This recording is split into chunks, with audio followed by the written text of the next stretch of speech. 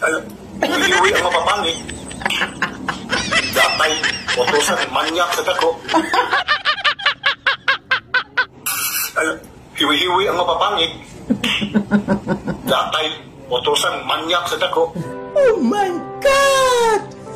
Wow!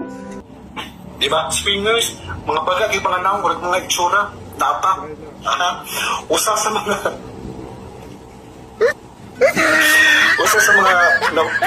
na-contact na ko ba nga nung mga audio o mga kiri-count niya ang katong mga message lagi nga ka nagpapilon lagi ka na swinger party sex party ba ingon siya nga dili gid ko na niya trip gid ko na mo push through kay baho ko nung kaayong tao yung pangagyan ng presidente. So mo ginay klaro kay nga tingailhan na adik ng presidente diha kay baho kay tao. Ilagay pa akong tao.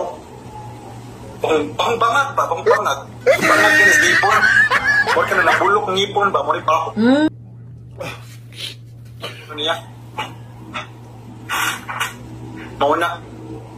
So anyways, so feeling na ako ang kapatagan na siyang kanang gobyerno diha, no, murag si Romualdez na naman siguro, murag wala na. Yung murag wala naman sa saktong pangisip yung presidente diha.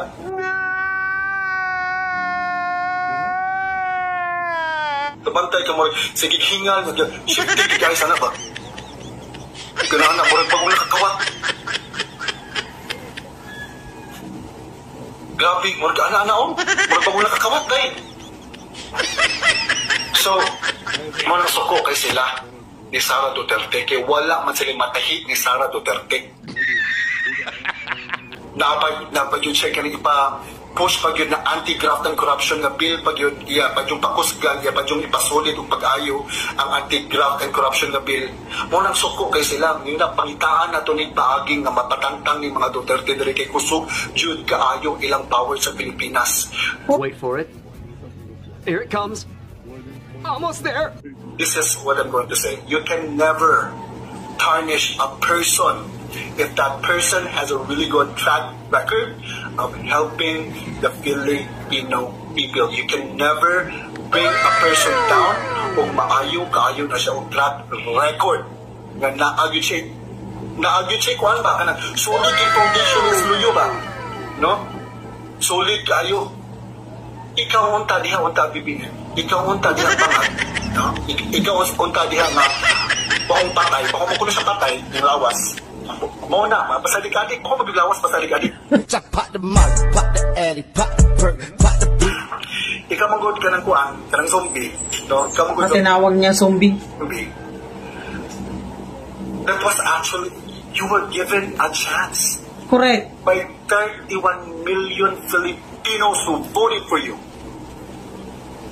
You were given a chance to bring your name up, to prove to the Filipinos that the Marcoses are not what they say you are.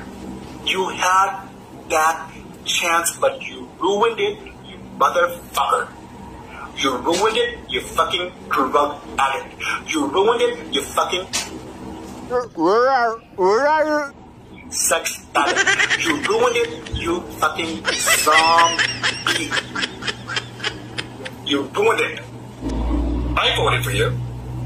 I fought for you. Correct. I attended your rally.